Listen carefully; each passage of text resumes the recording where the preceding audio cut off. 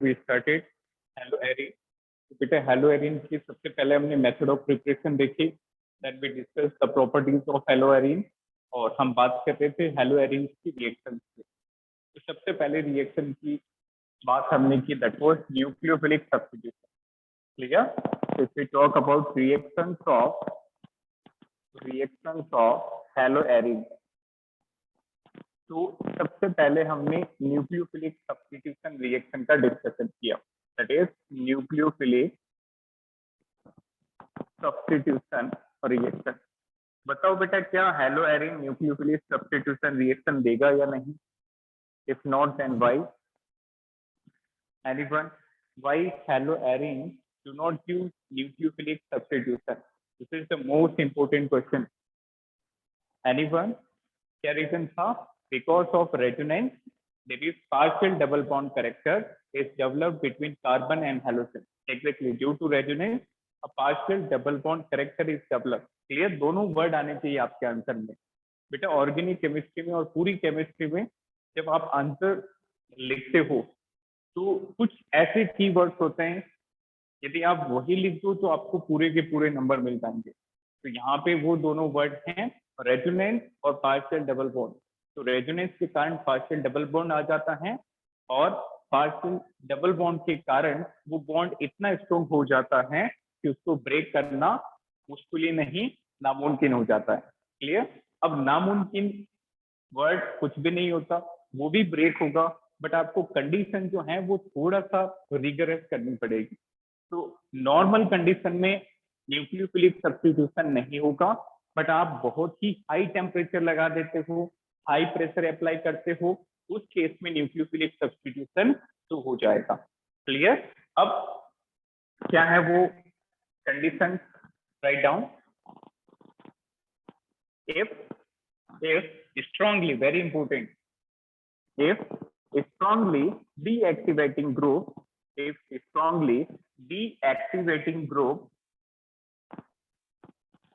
is attached to benzene ring or is attached to phenyl ring, then reactivity of haloarine towards nucleophilic substitution, NSR, nucleophilic substitution reaction increases. Very important point. इसका मतलब क्या हुआ? यदि कोई strongly deactivating group लगा होगा phenyl ring पे, तो वो रिएक्टिविटी को इंक्रीज कर देगा। क्लियर? जैसे फॉर एग्जांपल, ध्यान से समझना, जैसे ये सिर्फ क्लोरोबेंजीन है, यहाँ पे सिर्फ क्लोरीन लगा है। अब जैसे जैसे डीएक्टिवेटिंग ग्रुप लगते जाएंगे, very good, NO2 group, very good, NO2 group जैसे जैसे लगेंगे तो इसका रिएक्टिविटी स्पीड जो है रिएक्शन के लिए वो काफी बढ़ जाएगा। जैसे for example, chlorine ortho position पे एक NO2 लगा है, this NO2 is strongly deactivating. Clear? एक और NO2 लगाया, this is dinitro, NO2 at ortho and NO2 at this para, like that. एक और NO2 लगाया, this one Cl, NO2, this is NO2 and this one is NO2. तो जैसे जैसे deactivating group ज्यादा लगेंगे वैसे वैसे इसकी सब्स्टिट्यूशन की जो रिएक्टिविटी है वो इंक्रीज होती रहेगी। Clear? If we talk about reactivity towards NSR, if we talk about reactivity order, तो बेटा जो सबसे ज्यादा रिएक्टिव होगा वो होगा ट्राई नाइट्रो डेरिवेटिव। इसमें सबसे ज्यादा डीएक्टिवेटिंग ग्रुप लगे हैं। अब बात आएगी कि ये डीएक्टिवेटिंग ग्रुप करता क्या है। ये डीएक्टिवेटिंग ग्रुप जो है इस कार्बन की इलेक्ट्रॉन डेंसिटी को डिक्रीज करता है। ये NO2 ग्रुप अपनी तरफ इलेक्ट्रॉन को खींचता है, तो जिसके कारण इस कार्बन पे बहुत ज्यादा पॉजिटिव चार्ज आ जाएगा, इस कार्बन पे बहुत ज्यादा पॉजिटिव चार्ज आ जाएगा। तो जितना ज्यादा पॉजिटिव आएगा उतना अच्छा होगा न्यूक्लियोफाइल के लिए, क्योंकि न्यूक्लियोफाइल पे तो नेगेटिव चार्ज है। तो जितना ज्यादा इसको पॉजिटिव आएगा उतना अच्छे से ये न्यूक्लियोफाइल को इनवाइट करेगा और इस क्लोरीन को सब्स्टिट्यूट करा देगा। Got it? तो more the electron deactivating group attached to this benzene ring, more will be the reactivity. Clear? So what is the reason? Because this strongly deactivating group will increase the charge density over this carbon, and it will react more readily than other compound. Clear? अब देखो बेटा कैसे हम इसकी reactivity को show कर सकते हैं, तो उसके लिए कुछ रिएक्शंस हैं। ठीक, इन रिएक्शन से ये प्रूव हो जाएगा कि जब डीएक्टिवेटिंग ग्रुप लगेगा तो रिएक्टिविटी इंक्रीज होगी। This is NO2 reaction with NaOH, concentration है 1m, टेम्परेचर है बेटा 130 to 40 डिग्री सेल्सियस। दूसरी देखना डाई नाइट्रो डेरिवेटिव। इन रिएक्शन को देख के हम ये रिलेट कर सकते हैं इस NO2 के कारण रिएक्टिविटी इंक्रीज हो रही है। दूसरी है NaOH, इस बार कॉन्सेंट्रेशन कम है 10⁻³ टेम्परेचर भी कम है 100 डिग्री सेंटीग्रेड। फिर देखो trinitro, this is Cl, this is NO2 at नाइट ortho, NO2 at ortho, NO2 at para, ये ट्राई नाइट्रो हो गया बेटा। This is water simply boil 40 degree से। ठीक है, अब ध्यान से समझना कि NaOH में OH माइनस न्यूक्लियोफाइल है, ये जाके इस पे कार्बन पे अटैक करेगा और क्लोरीन को अलग कर देगा। मतलब न्यूक्लियोफाइल आया और न्यूक्लियोफाइल गया, न्यूक्लियोफिलिक सब्स्टिट्यूशन। अब देखो तीनों रिएक्शन में क्या डिफरेंस है बेटा। ऊपर वाली रिएक्शन में सिर्फ एक NO2 लगा है, क्लियर, सिर्फ एक NO2 लगा है, जिसके कारण ये इतना ज्यादा रिएक्टिव नहीं है। तो इसको बहुत ज्यादा रिगरस कंडीशन देनी पड़ेगी, टेम्परेचर देना पड़ेगा 130 और 140 की रेंज का। क्लियर? जब दो NO2 लगे तो क्या फायदा हुआ, NaOH की कम कॉन्सेंट्रेशन चलेगी। पहले 1 मोलर लिया था, अब 10⁻⁻3 दैट इज 0.001 मोलर, और कम टेम्परेचर पे भी हो रही है, थोड़ा सा कम रिगरस, मतलब नॉर्मल की तरफ जा रही है रिएक्शन। अब जब 3 NO2 लग जाएंगे तो ये रिएक्शन तो सिर्फ पानी डालने की हो जाएगी। If you simply add water, this reaction will carried out, और ये आमतौर पे रूम टेम्परेचर के आसपास की रिएक्शन हो जाएगी। तो याद रखना न्यूक्लियोफिलिक सब्स्टिट्यूशन देते नहीं है, बट जब डीएक्टिवेटिंग ग्रुप लग जाते हैं तो रिएक्टिविटी बढ़ती है और न्यूक्लियोफिलिक सब्स्टिट्यूशन शो होने लगती है। अब तीनों का प्रोडक्ट सेम बनेगा, बस क्लोरीन को हटा के आप OH लगा दो। क्लोरीन को हटाया, OH लग गया, इसकी स्पीड थोड़ा सा कम होगी। जब दो NO2 लगे होंगे तो स्पीड रिलेटिवली ज्यादा होगी और ये नॉर्मल कंडीशन में हो जाएगी। और जब 3 NO2 लगे होंगे तो सिर्फ वाटर डाल के, NaOH की जरूरत ही नहीं, अदरवाइज टेम्परेचर भी बहुत कम लगेगा। तो this is OH, NO2, NO2 और लास्ट वाला भी NO2। Got it? तो याद रखना बेटा न्यूक्लियोफिलिक सब्स्टिट्यूशन आमतौर पे शो नहीं करते, बट डीएक्टिवेटिंग ग्रुप लगते हैं तो उसकी रिएक्टिविटी बढ़ जाती है। अच्छा एक क्वेश्चन बेटा, ये कंपाउंड आपको मैंने पहले भी बताया था, बताओ इसको क्या कहते हैं? What is the common name of this compound? जब हमने एसिडिक स्ट्रेंथ पढ़ी तब ये डिस्कस किया था, याद करो। Anyone? And this compound is very very important from board point of view as well as JEE, NEET, mains, advanced, सबसे। याद करो क्या बोलते हैं इसको, IUPAC नाम तो बता सकते हो सभी। देखो 1 2 3 4 5 6 फिनॉल है, और फिनॉल के 2 4 6 पे ट्राई नाइट्रो है। तो IUPAC नेम तो बहुत आसान है, क्या होगा IUPAC नेम? 2 4 6, सेकेंड, फोर्थ और 6 कार्बन पे 3 नाइट्रो ग्रुप हैं, 2 4 6 ट्राई नाइट्रो, और ये OH लगा, इसका मतलब phenol. This is the IUPAC name. अच्छा याद आ गया, very good. Picric acid, very good, this is known as picric acid, common name is picric acid. Very very important, आपके नीट लेवल पे कैसा भी क्वेश्चन पूछा जा सकता है। क्लियर? सेम विद JEE, आपको इसका IUPAC नेम पूछा जा सकता है। What is the IUPAC name of picric acid? तो आपको पता होना चाहिए ये स्ट्रक्चर है, एक फिनॉल, फिनॉल की रिंग है और उसके सेकंड फोर्थ 6 कार्बन पे क्या लगा है? NO2। तो 2,4,6 ट्राई नाइट्रोफिनोल, इसको नोट करें। तो बेटा ये कॉमन नेम वाला जो पार्ट है वो आप साथ साथ करते रहोगे तो बहुत आसान रहेगा आपके लिए।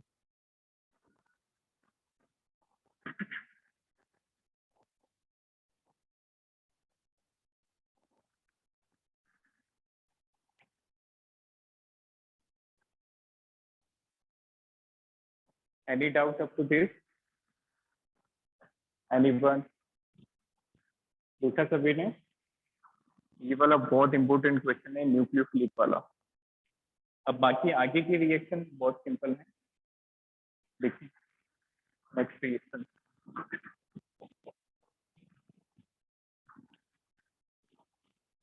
दूसरी रिएक्शन है बेटा would fitting, third reaction is fitting reaction. देखो तीनों को आपस में रिलेट करते हैं ताकि अच्छे से समझ आएगा। देखिए नेक्स्ट नेक्स्ट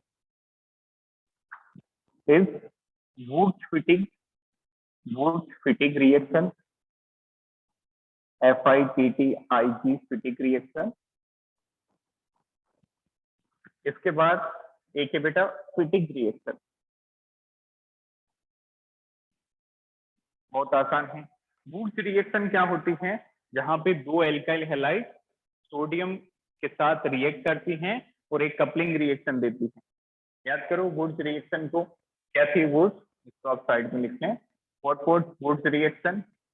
वुड्स रिएक्शन के अंदर दो एल्काइल हैलाइड सोडियम से रिएक्ट करती हैं और बीच में से हम NaX सेलेक्ट कर देते हैं, तो क्या बनता है प्रोडक्ट?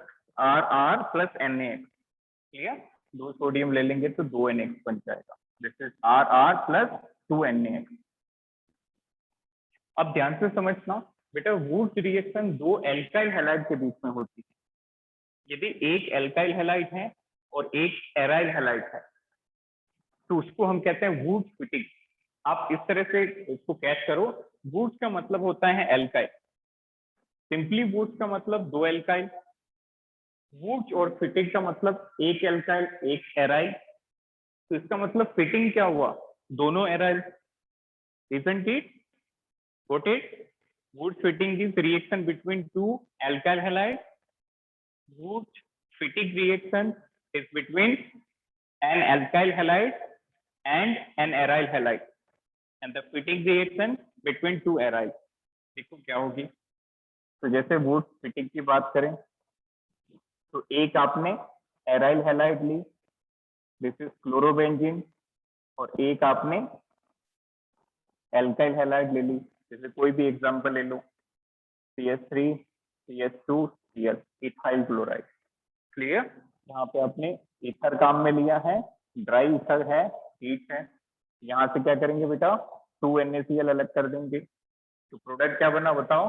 बेंजीन रिंग पे CH2 CH3, बेंजीन रिंग पे, दिस इज बेंजीन रिंग, और बेंजीन रिंग पे लगा दिया CH2 CH3, like that. Clear? अब देखो नेक्स्ट फिटिंग रिएक्शन क्या होगी। ये तो वुड फिटिंग होगी, इसके बारे में आप लिख लीजिए। It is the reaction between, it is the reaction between an aryl halide, an aryl halide and an alkyl halide. It is the reaction between aryl halide and alkyl halide in the presence of, या फिर with sodium in presence of ether, like that। तो ये होती है woods fitting reaction. Next देखें, next होगी बेटा fitting reaction, this is third reaction, third is fitting reaction. तो ये तीनों को पैरेलली आप याद रखें, वुड्स फिटिंग और फिटिंग रिएक्शन। ठीक, ये क्या होगा? यहाँ पे दोनों एराइल हैलाइड होगी, जैसे एक क्लोरोबेंजीन है, सोडियम लिया, और एक और एलाइड हैलाइड ले लिया, एक और chlorobenzene, like that. Clear? Ether की प्रेजेंस में हीट दिया, यहाँ से क्या अलग हो जाएगा, 2NaCl। तो प्रोडक्ट क्या बनेगा, बाइफिनाइल। दो फिनाइल रिंग आपस में जुड़ जाएगी, ये वाली और ये वाली, लाइक दैट। ये फिनाइल रिंग दूसरी फिनाइल से डायरेक्टली अटैच हो जाएगी। तो बताओ बाई प्रोडक्ट क्या निकलेगा यहाँ पे, what will be the by product. सोचो क्या अलग किया आपने, which unit is removed out, anyone. देखो यहाँ पे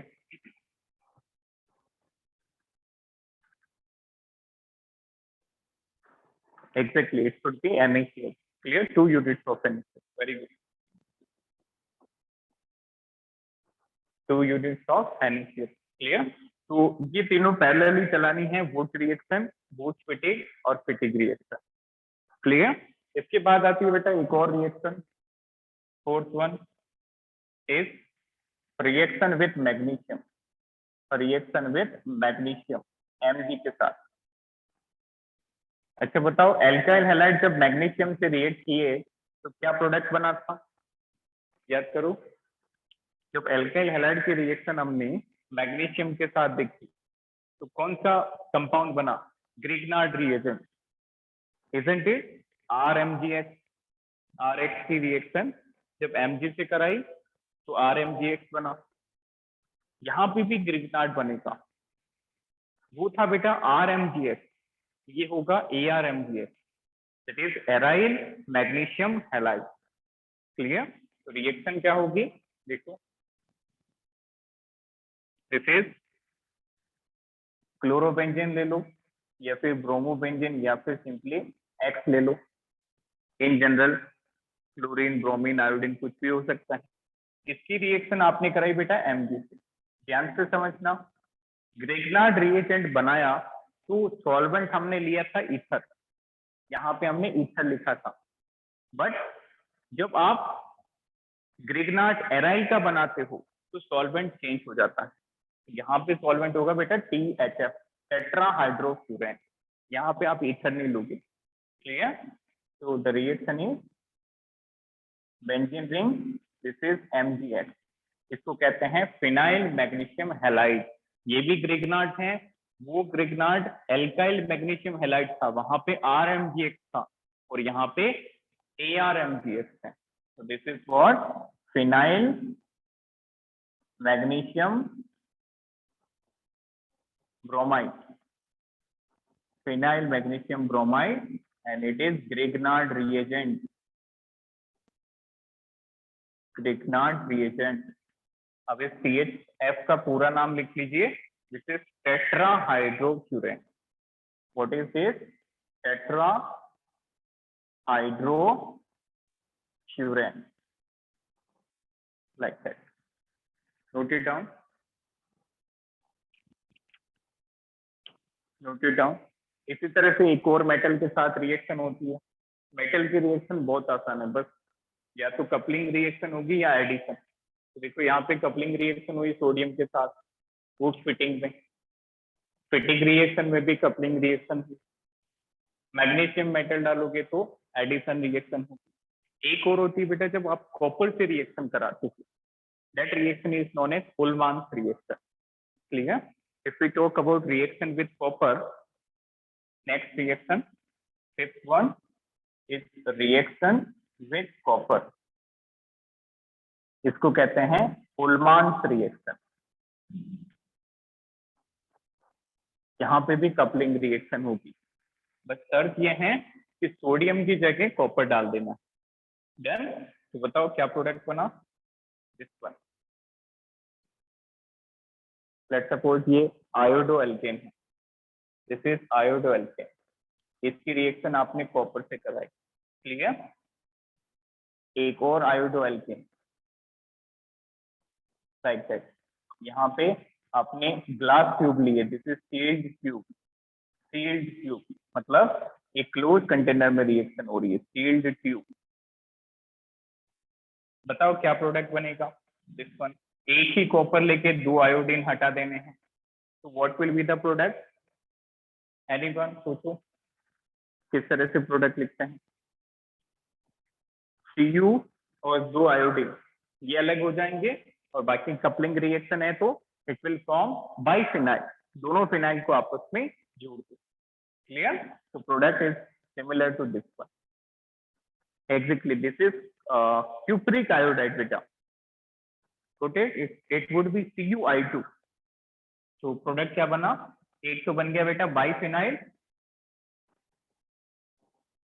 दिस इज बाइफिनाइल, और साइड प्रोडक्ट बन जाएगा CuI2, cupric iodide. Got it? इनको नोट करें, नोट इट डाउन।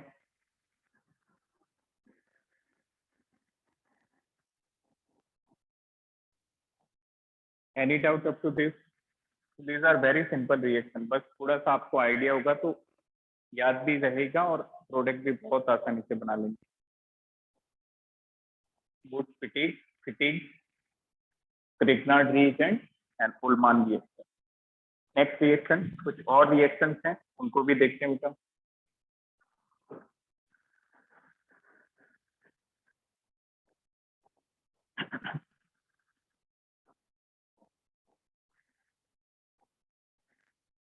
लिखा सभी ने? तो जिस तरह से, जिस मैकेनिज्म से हम मॉलिक्यूल्स को अलग कर रहे हैं, जिस मैकेनिज्म से हम बाई प्रोडक्ट को अलग कर रहे हैं, तो ये बहुत इंपॉर्टेंट पार्ट होता है बेटा। क्लियर? इसी पार्ट से आप प्रोडक्ट जो है वो बहुत आसानी से लिख सकते हो।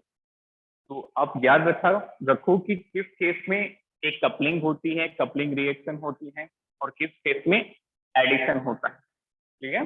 Next one, next is reaction with floral. This is very very important.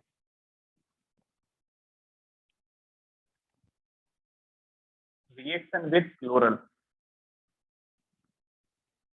देखो फ्लोरल क्या होता है और कैसे रिएक्शन होती है। नेक्स्ट आई थिंक 7th और 6th रिएक्शन,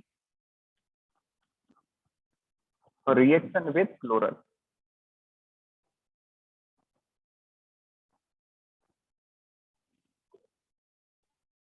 फ्लोरल होता है बेटा CCl3CHO, this is the chloral, CCl3CHO, this is known as floral.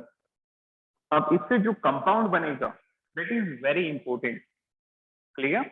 उसका जो यूज है that is used as insecticide in the agricultural use. Clear? जो फील्ड्स होते हैं वहां पे ये इंसेक्टिसाइड्स का काम करता है, and it is expose to the exposed in field to different crops. Clear? तो देखो क्या रिएक्शन होगी, फ्लोरल की रिएक्शन है, हम हेलोएरिन की बात कर रहे हैं, let's suppose it be chlorobenzene. Clear? तो हमने क्लोरोबेंजीन ले लिया, ध्यान से समझना कैसे लिखेंगे प्रोडक्ट। तो बेटा हमने 2 क्लोरोबेंजीन के मॉलिक्यूल ले लिए, ये क्लोरोबेंजीन, एक और क्लोरोबेंजीन हमने नीचे बना ली, लाइक दैट। ठीक है? रिएजेंट आपने लिया है यहाँ पे H2SO4 और C। फाइन, क्या करना है, इसका जो हाइड्रोजन है, ये तो पता है कि इसके सारे कार्बन पे एक एक हाइड्रोजन लगा है, एक्सेप्ट दिस कार्बन, इस कार्बन को छोड़ के, जहां पे ग्रुप लगा है वहां पे कोई हाइड्रोजन नहीं है, उसको छोड़ के हर जगह हाइड्रोजन। क्लियर? तो इसका जो पैरा पोजिशन वाला हाइड्रोजन है उसको बना लो, लाइक दैट। इसका जो पैरा पोजिशन का हाइड्रोजन है उसको ड्रॉ कर लिया। अब यहाँ से एक वाटर मॉलिक्यूल अलग कर दो, लाइक दैट। तो रिमूव अ वाटर मॉलिक्यूल, तो बाई प्रोडक्ट क्या हटा दिया हमने, H2। क्लियर? प्रोडक्ट क्या बना, जो बचा उसको लिख दो। एक तो बचा बेटा CCl3, एक बचा CH, इसके बाद यहाँ पे क्या जुड़ेगा, फिनाइल रिंग Cl, और यहाँ पे फिर से फिनाइल रिंग और Cl। ये जो कंपाउंड है, this compound is known as DDT। Clear?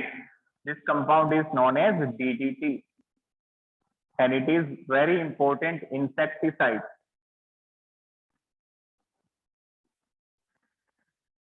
Its important use is it is used as insecticide in the agriculture. Clear? अब एक होमवर्क है इससे रिलेटेड, बेटा इसका IUPAC नेम आप लिख के लाएंगे। In next class, you have to write the IUPAC name of this compound. You will found it in NCERT as well, NCERT में गिवन है, इसका नाम लिखेंगे आप। क्लियर? तो ये रिएक्शन थी फ्लोरल के साथ। अब जो लास्ट रिएक्शन है वो है इलेक्ट्रोफिलिक सब्स्टिट्यूशन डाइक्लोरो डाइफिनाइल फ्लोरोइथीन। क्या बात है, very good very good. Dichloro diphenyl ethene. थोड़ा सा चेंज है, ये जो डाइक्लोरो है ये किस पोजीशन पे वो आपको मेंशन करना पड़ेगा। तो इट इज बीस para dichloro phenyl trichloro ethane, that is the correct name. Clear? ये आप देखेंगे एनसीईआरटी से। फाइन। तो अभी तक जो रिएक्शन थी वो कुछ नेम्ड रिएक्शन थी, और एक हमने डिस्कस किया न्यूक्लियोफिलिक सब्स्टिट्यूशन, और वहां पे हमने रिएक्टिविटी चेक की। नाउ लास्ट रिएक्शन क्या बेटा? Electrophilic substitution reaction. एक बात याद रखना कि ये जो इलेक्ट्रोफिलिक सब्स्टिट्यूशन है ये बेंजीन रिंग की वजह से होती है। किसकी वजह से? इस फिनाइल रिंग की वजह से। जो भी हेलो एरिन है, देखो if you draw this haloarene, हर एक haloarene fluorobenzene, chloro, bromo और आयोडोबेंजीन, हर एक हेलोबेंजीन में आपको ये फिनाइल रिंग मिलेगी, और इसी की एक इंपॉर्टेंट रिएक्शन होती है that is electrophilic substitution reaction. क्या होती है? इलेक्ट्रोफिलिक सब्स्टिट्यूशन रिएक्शन, जिसके अंदर आप क्या कराते हैं? Halogenation, nitration, sulphonation, alkylation and acylation. Got it? तो ये रिएक्शन हमने पहले भी डिस्कस की है, बट अब यहाँ पे हेलोजन डेरिवेटिव है, तो ये कैसे देगा वो देखिए। Last reaction 7 is electrophilic substitution reaction. Electrophilic substitution reaction, याद रखना बेटा ये जो हेलोजन है ये ऑर्थो पैरा डायरेक्टिंग ग्रुप है। Get it? This halogen, if we talk about fluorobenzene, bromobenzene और आयोडोबेंजीन, ये ऑर्थो पैरा डायरेक्टिंग है। इसका मतलब क्या हुआ कि जो इलेक्ट्रोफाइल है वो या तो ऑर्थो पोजीशन पे अटैक करेगा, और कहां पे अटैक करेगा? पैरा पोजीशन पे। फाइन। जैसे for example if we talk about a general reaction, this is chlorine, इस क्लोरीन पे 3 लॉन पेयर हैं, हमने यहाँ पे जनरल रिएक्शन ली fluorobenzene, this is fluorobenzene. Clear? इसका अलग अलग रिएजेंट से रिएक्शन कराते हैं। As we know this is ortho para directing. ये क्या है बेटा? ऑर्थो पैरा डायरेक्टिंग है। Halogens are very important, halogens are ortho para directing, ortho and para directing. मतलब जो इलेक्ट्रोफाइल है वो या तो ऑर्थो पोजीशन पे आके जुड़ेगा या फिर पैरा पोजीशन पे। क्लियर? अब देखो ये तो पता है कि ऑर्थो क्या होता है और पैरा क्या होता है। सी 1 2 के रेस्पेक्ट में this is ortho position. Clear? इसको आप 1 मान लो तो 2 वाला ऑर्थो होगा, 3 वाला मेटा होगा, दिस इज मेटा पोजीशन। और जो 4th वाला कार्बन है ये होगा बेटा para carbon. Got it? This is ortho meta position and para position. But halogens ortho para directing।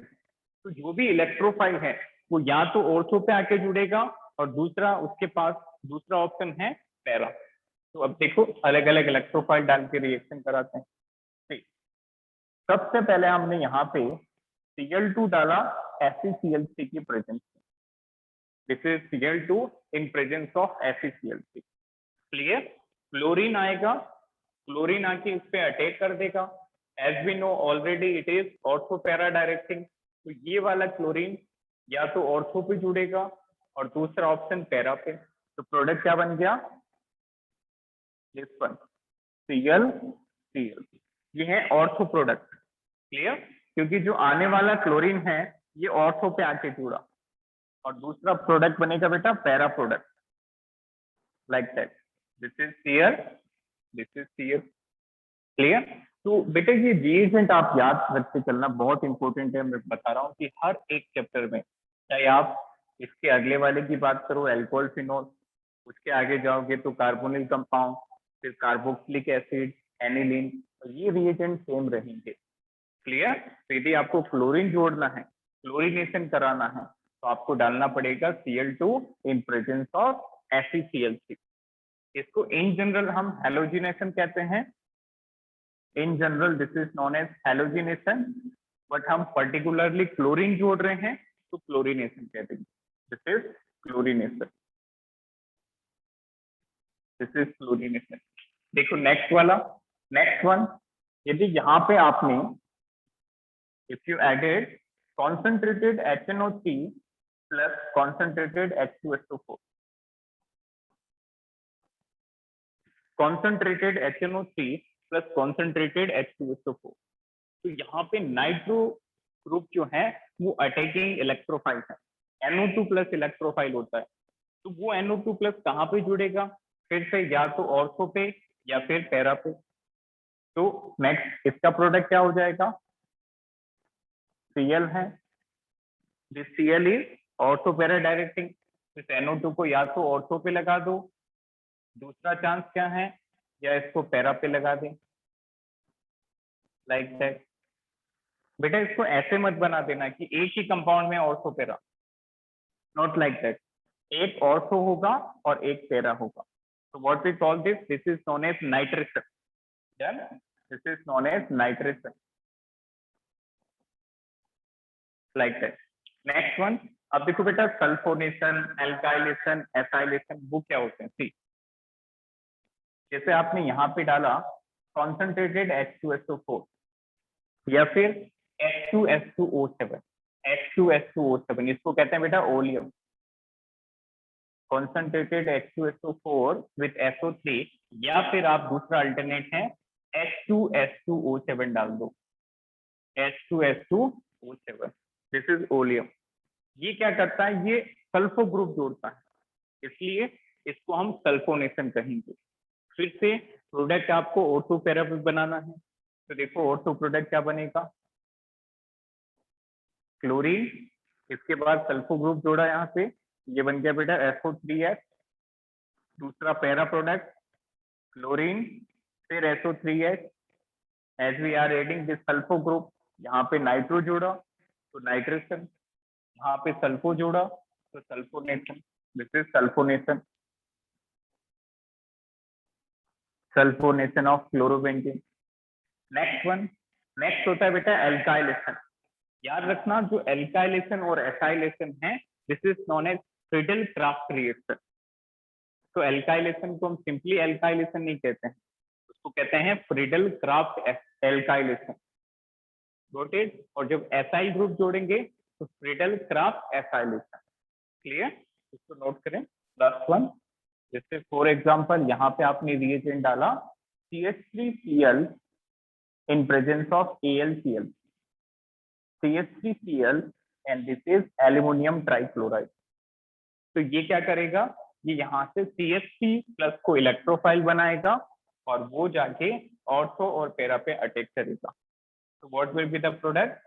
This one, this is the ortho product ClCH3 and next this is the para product, this is ClCH3, like that, got it। तो इसको क्या कह देंगे? Alkylation. और alkylation में पूरा Friedel craft alkylation, तो this one is another named reaction Friedel craft alkylation, Friedel craft alkylation. अब बताओ बेटा कि यहाँ पे हमने कौन सा ग्रुप जोड़ा है? मिथाइल ग्रुप, तो इसको हम क्या कह देंगे? मिथाइलेशन। इथाइल जोड़ा होता तो इथाइलेशन, like that, so it is particularly methylation as we have added this methyl group. Note it down.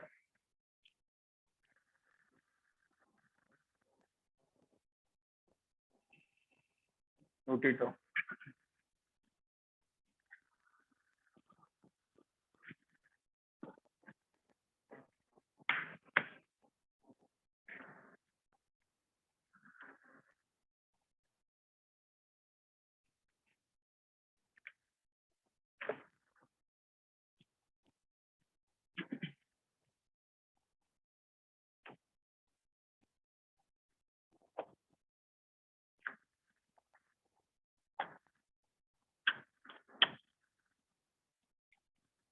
तो बेटा कुछ क्वेश्चन डिस्कस करते हैं, that is question of this alkyl aryl and common question. तो एक तरह से ये चैप्टर जो है बेटा that is completed. We are going to discuss some previous year problem that is asked in NEETs and some other exam. ठीक, चलिए लिखा सभी ने, अदरवाइज टेक ए स्क्रीनशॉट।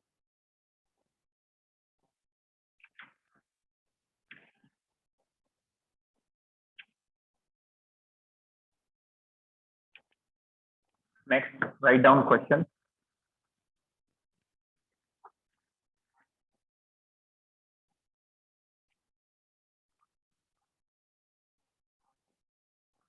सी सबसे पहला question very interesting, very important. This one compound है बेटा CH3 CH Cl CH2 CH3। इसको आपने रिएक्ट कराया अल्कोहलिक KOH से, टेम्परेचर हाई रखा, प्रोडक्ट बना X। बहुत अच्छा क्वेश्चन है। एक कंपाउंड है बेटा CH3 CHF, क्लोरीन की जगह फ्लोरीन है, CH2 CH3। आपने रिएक्शन कराई अल्कोहलिक KOH से, प्रोडक्ट बना Y। रिलेशन बताना है X और Y में। What are the relation between X and Y? X and Y isomer हैं, तो कौन से आइसोमर है? Structural, optical, geometrical. स्ट्रक्चरल हैं तो कौन से हैं? फंक्शनल या फिर chain, position, Meta, like that. Next question, next question, next is ये नीट का क्वेश्चन है, दैट इज नीट 2014। नीट 2014 क्या क्वेश्चन है? CH3 CH2 CH3 CH2 CH CH2 that is treated with HBr in presence of peroxide H2O2 peroxide के presence में। तो compound बना Y और इस Y की रिएक्शन आपने करा दी सोडियम इथोक्साइड से, तो कंपाउंड बन गया Z। आपको बताना ये Z कंपाउंड क्या है। Clear? Third question, third question है बेटा, this is chlorobenzene. Chlorobenzene, this is nickel aluminium alloy in presence of NaOH।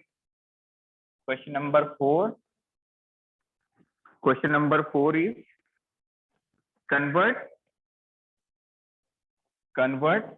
propene to allyl alcohol। convert propane to allyl alcohol। clear?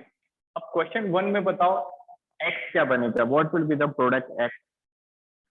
सोचो, what is the function of alcoholic KOH? बेटा this is whole revision of this full chapter, पूरे chapter.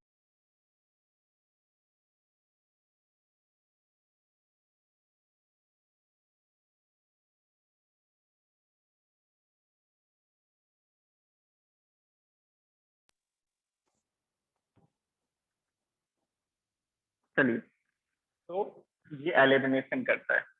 कैसे करता है elimination? Something chlorine है, ध्यान से समझना, this is beta elimination. Beta carbon का हाइड्रोजन ये भी है और ये भी है, लाइक दैट। तो बताओ बेटा, जो फर्स्ट वाला हाइड्रोजन है वो रिमूव होगा या सेकंड वाला?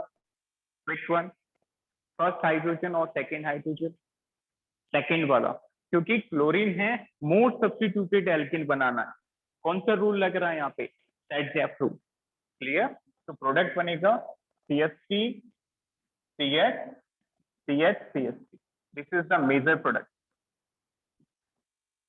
प्रोडक्ट का मतलब मेजर प्रोडक्ट, ठीक है, क्योंकि मोर सब्स्टिट्यूटेड है। यदि यहाँ से आपने अलग किया होता तो लेस सब्स्टिट्यूटेड बनता। अच्छा, फ्लोरीन में बताओ विच एल्किन, होफमान और सेट एल्किन? इसको कहते हैं सेट रूल। फ्लोरीन एक्सेप्शन में था, याद है सभी को? Fluorine was considered as exception. Fluorine के केस में कौन सा एल्किन बनता है? Less substituted, Hofmann alkene. Clear? तो इस बार जो हाइड्रोजन है वो आपको यहां से हटाना है, लाइक दैट। ऊपर वाले में हमने ये वाला अलग किया था HCl, बट जो HF है आप ये अलग करोगे, less substituted, that is Hofmann alkene. CH2 CH, CH2, CH3. This is the major product and this is known as Hofmann alkene. Like that. अब बताओ बेटा इन दोनों में this is X, this is Y. What is the relation between these two structures?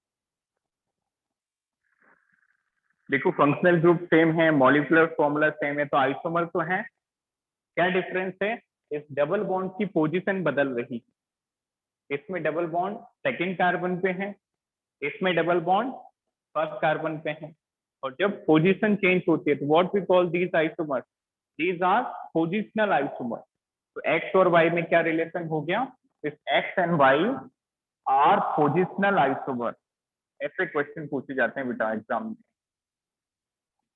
तो देखो ये इसमें सारी चीजें आ गई, मीन सेट रूल आ गया, होफमान रूल आ गया, एलिमिनेशन रिएक्शन आ गई और आइसोमर का पार्ट भी clear. Next question, CH3, CH2, CH2 ये एल्कीन है। अच्छा एल्कीन में जब आप HBr ऐड करते हो पेरोक्साइड की प्रेजेंस में, दिस इज पेरोक्साइड, तो कौन सा रूल लगता है बेटा? Which rule is applicable during HBr addition in presence of peroxide? Very good, it is anti Markovnikov rule. Clear. तो एंटी मार्कोनिकॉफ क्या करता है? नेगेटिव पार्ट को वहां पे जोड़ता है जहां पे हाइड्रोजन ज्यादा हो, मार्कोनिकॉफ का ऑपोजिट। क्लियर। तो क्या प्रोडक्ट बनेगा? वाई क्या बनेगा? देखो what will be the Y? HBr, दिस इज H2O2। एंटी मार्कोनिकॉफ रूल लगेगा क्योंकि ये पेरोक्साइड है, दिस इज पेरोक्साइड। इसी तरह के क्वेश्चन आते हैं बेटा सारे। ठीक, क्या प्रोडक्ट बना? HBr, इसमें नेगेटिव पार्ट है Br, पॉजिटिव पार्ट है हाइड्रोजन। मार्कोनिकॉफ ये बताते थे कि नेगेटिव पार्ट कम हाइड्रोजन वाले पे जुड़ेगा, बट एंटी मार्कोनिकॉफ उल्टा बताते हैं, नेगेटिव पार्ट ज्यादा हाइड्रोजन पे जुड़ेगा। तो प्रोडक्ट क्या बना? CH3, CH2। ये तो जैसे थे वैसे डबल बॉन्ड को ब्रेक कर दिया क्योंकि स्पीसीज ऐड हो रही है। क्लियर। तो यहाँ पे Br जुड़ा और यहाँ पे H, like that. Clear? So this is the product Y as per anti Markovnikov. तो Y प्रोडक्ट बन गया ये। अच्छा ये बताओ कि CH3CON है, ये कैसे अटैक करता है? ये इस कार्बन पे अटैक करेगा और Br को अलग कर देगा। Nucleophilic substitution, isn't it? एक न्यूक्लियोफाइल आया और दूसरे न्यूक्लियोफाइल को अलग कर दिया। तो प्रोडक्ट क्या बना? Z क्या बनेगा? CH3, CH2, CH2। इसको तो डिस्टर्ब नहीं करना है। CH3, CH2, CH2, ये CH2, इस पे आके किसने अटैक किया? ऑक्सीजन ने। ये ऑक्सीजन, ऑक्सीजन पे क्या लगा है? CH2, CH3। तो दिस इज द प्रोडक्ट। ये एक ऑप्शन था। Clear? I think that was B option. तो नीट में मल्टीपल ऑप्शंस आपको मिलते हैं, यू आर हैविंग 4 ऑप्शन, तो one option was this compound. Clear? ये दोनों होमवर्क हैं, ये आप खुद से ट्राई करेंगे and send me by tomorrow.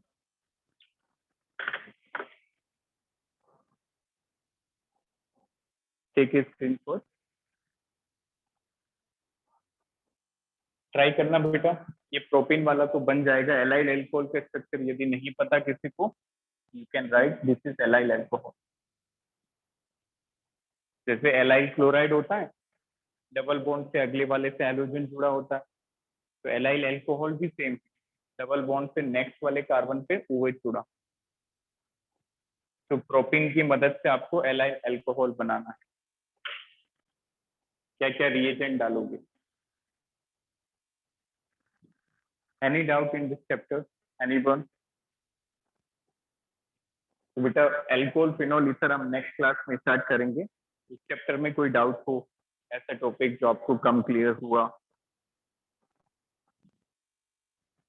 Anyone? Question 1 में पोजिशनल कैसे हुआ? फ्री रेडिकल वाला कौन सा था बेटा, बताइए। देखो पोजिशनल ऐसा हुआ, देखें इसका नाम लिखो, नंबरिंग कैसे करोगे? 1 2 3 4, क्या नाम होगा? ब्यूटूपीन। This is butyne, butyne, like that. इसका नंबरिंग करो। डबल बॉन्ड इधर से नजदीक आ रहा है, 1 2 3 4। डबल बॉन्ड फर्स्ट कार्बन पे, तो नाम क्या हुआ इसका? Bute one ene, bute one ene, like that. Clear? तो देखो, इसमें दूसरे कार्बन पे डबल बॉन्ड है और इसके अंदर फर्स्ट कार्बन पे डबल बॉन्ड है। इसका मतलब डबल बॉन्ड की पोजीशन चेंज हो रही है। और जब किसी बॉन्ड की या फिर किसी ग्रुप की या फिर किसी सब्स्टिट्यूएंट की पोजीशन बदलती है तो हम उसको क्या कहते हैं? Positional isotope. क्लियर? बेटा आप बताइए, वो कौन सा फ्री रेडिकल वाला आप पूछ रहे हैं? I am not getting that. उस रिएक्शन का या उस टॉपिक का नाम बताओ, फिर क्लियर करते हैं। फ्री रेडिकल बहुत बनते हैं ऑर्गेनिक केमिस्ट्री, बताइए। Remind that, then I will discuss.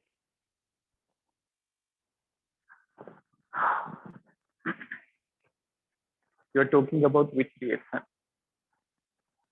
Just give me the brief idea, उसके बाद उसका पूरा डिस्कशन करेंगे।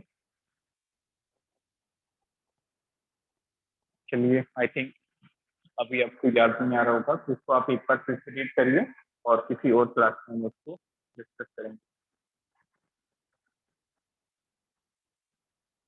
Clear? We will discuss that in next class. Thank you. Have a nice day. sp2 और sp3 का तो बेटा वो आपको डिस्कस किया था मैंने। हाइब्रिडाइजेशन की आप बात कर रहे हो। देखो, ये भी एक जेई का ही क्वेश्चन है। देखें, ठीक, होता क्या है कि इसके पास, कार्बन के पास 4 ऑर्बिटल होते हैं, रोटेट। हाइब्रिडाइजेशन लिखो, कार्बन का इलेक्ट्रॉनिक कॉन्फ़िगरेशन क्या होता है? 1s2 2s2 2p2। 2s के अंदर 2 इलेक्ट्रॉन, 2p के अंदर 2 इलेक्ट्रॉन। तो एक्साइटेड स्टेट के अंदर कार्बन 4 बॉन्ड बना सकता है। देखो, 2s और 2p में एक 2s का ऑर्बिटल और 3 2p के ऑर्बिटल। तो एक्साइटेड स्टेट के अंदर कार्बन 4 बॉन्ड बना सकता है। और यदि 4 हाइब्रिड ऑर्बिटल लेता है तो हाइब्रिडाइजेशन sp3 होगा। और सिर्फ 3 हाइब्रिड ऑर्बिटल लेता है तो हाइब्रिडाइजेशन होगा sp2। क्लियर? तो देखो, इनमें से एक केस में, इन वन केस, ये जो अनपेड इलेक्ट्रॉन है ये हाइब्रिड ऑर्बिटल में होता है। इस केस के अंदर CF3 वाले में ये हाइब्रिड ऑर्बिटल में होता है। तो देखो, 3 बॉन्ड तो फ्लोरीन ने बनाए, 3 बॉन्ड फ्लोरीन ने बनाए, और चौथा जो ऑर्बिटल है वो भी हाइब्रिड है। तो यदि 4 ऑर्बिटल का हाइब्रिडाइजेशन हुआ तो हाइब्रिडाइजेशन क्या बनेगा? sp3 with 4 hybrid orbital. अब नेक्स्ट केस देखो, CS3 के अंदर, CS3 के अंदर 3 हाइड्रोजन 3 बॉन्ड बना रहे हैं और जो चौथा इलेक्ट्रॉन बचा वो हाइब्रिड के अंदर नहीं है। क्लियर? वो हाइब्रिड के अंदर नहीं है। इसका मतलब क्या हुआ? सिर्फ 3 हाइब्रिड ऑर्बिटल, सिर्फ 3 हाइब्रिड ऑर्बिटल, मतलब hybridisation is sp2, like that. So it depending on this unpaired electron whether it is present in a hybrid orbital or whether it is present in unhybrid orbital. तो यदि ये hybrid orbital में होगा तो 4 hybrid orbital होंगे, 3 bond वाले और एक अनपेड वाला। तो 4 का मतलब sp3 बनेगा। और जब ये हाइब्रिड में नहीं जाएगा तो 3 हाइब्रिड ऑर्बिटल होंगे, sp2 बनेगा। Clear? So depend on this unpaired electron where it is present, whether it is present in hybrid orbital or unhybrid orbital. Clear? Same question ये जेई 2001 या 2 में पूछा गया था। यही एग्जांपल थे CF3 और CF3 के साथ।